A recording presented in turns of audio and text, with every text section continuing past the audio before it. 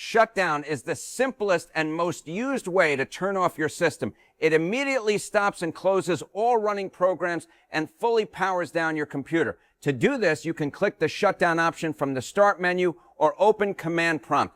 Type this command and press Enter. You can press Alt and F4 on the desktop and click OK. Or visit the website I linked in the description to find even more ways to shut down your system. In the end, no matter which method you choose, all of these will shut down your computer. Unplugging is the fastest way to turn off a computer when you're in a hurry or simply don't want to use any of the normal methods. Pulling the power cable, switching off the power supply, or removing a laptop battery immediately cuts power to the motherboard. This also cuts power to the HDD or SSD and to the RAM. When the RAM loses power, all of its data is instantly erased, including running programs and operating system services. As a result, the operating system is forced to stop without going through the normal shutdown process. This kind of forced shutdown can damage the operating system and in some situations even affect hardware. Modern operating systems are much better at handling sudden power loss than they used to be, but the risk is still there. In some cases, the system may not be able to repair itself properly afterward, especially if the power is cut in the middle of a major update. Restart is basically the same as shutdown, except that after turning off, the computer automatically turns back on.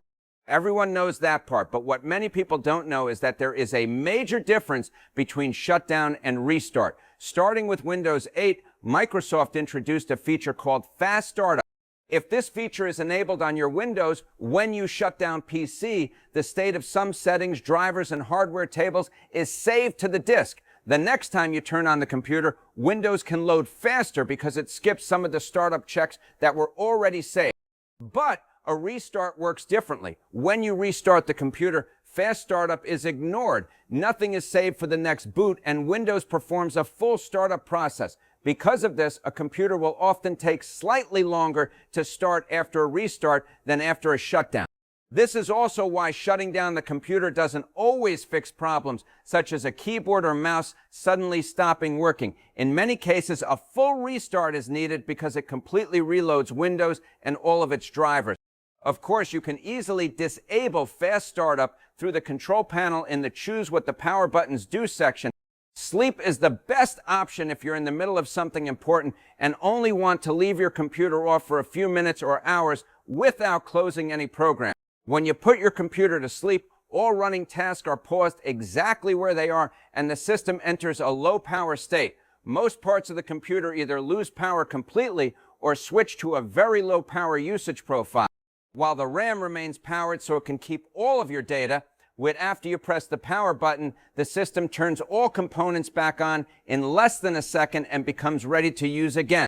This high speed is possible because the operating system, programs, drivers, BIOS checks, and practically everything else were already loaded and preserved in RAM. One important thing to remember is that sleep mode still uses a small amount of electricity. The power usage is very low, but it is not completely zero. Every laptop and desktop computer has a physical power button used to turn it on. But what happens if you press that button while the computer is already on? In Windows, the behavior of the power button can be customized. You can easily open the control panel, go to Power Options, Selection, Selection. From there, you can decide exactly what Windows should do when the power button is pressed. For example, it can shut down the computer, keep in Selection, put it to sleep, hibernate, or do nothing at all. You can also press and hold the power button.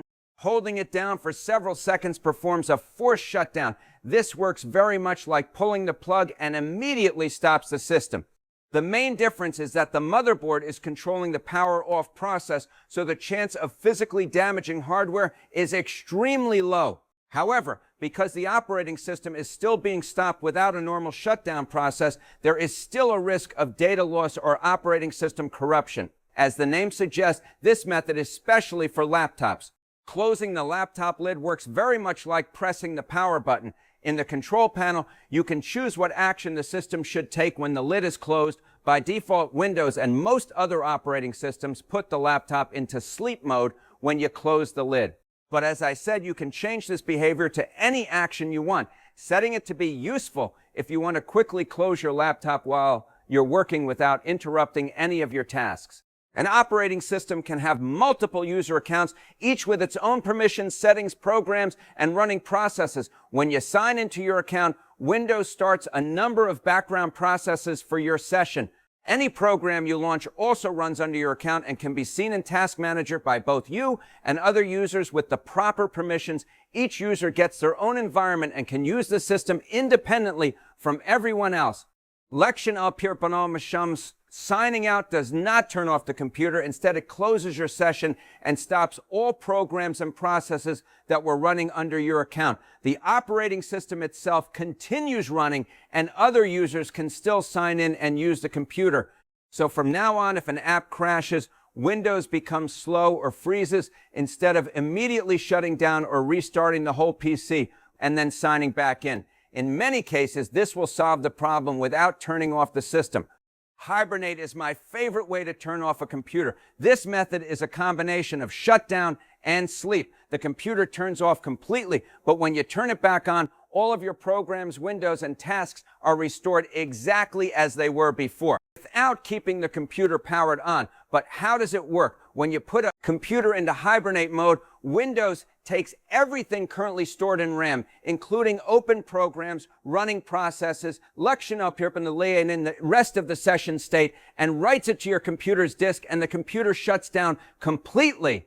The next time you power on the system, Windows loads all of that saved data back into memory, which lets you continue your work exactly where you left off. As I said, in hibernate mode, the system is fully powered off. So after it shuts down, even if you remove the laptop battery, unplug the computer, wash it, or even set it on fire, when it powers on again, everything will still be where you left it because the contents of RAM were saved to the disk, just like your personal files, installed programs, and everything else stored there. That's exactly why, and also because of the sleep mode bug in Windows, which in this video, I absolutely love Hibernate. You can usually access Hibernate from the Power Off menu. If you don't see the option, open the control panel, go to Power Options, select Choose what the power buttons do, click the link for changing unavailable settings, and then check the Hibernate. After that, it should appear in your Power Off menu as well. One small thing to keep in mind is that using Hibernate over and over again can sometimes lead to minor Windows glitches. So I recommend that after hibernating your system many times, it's good to restart your computer to give Windows a fresh start. Lection up here, Banal Lection.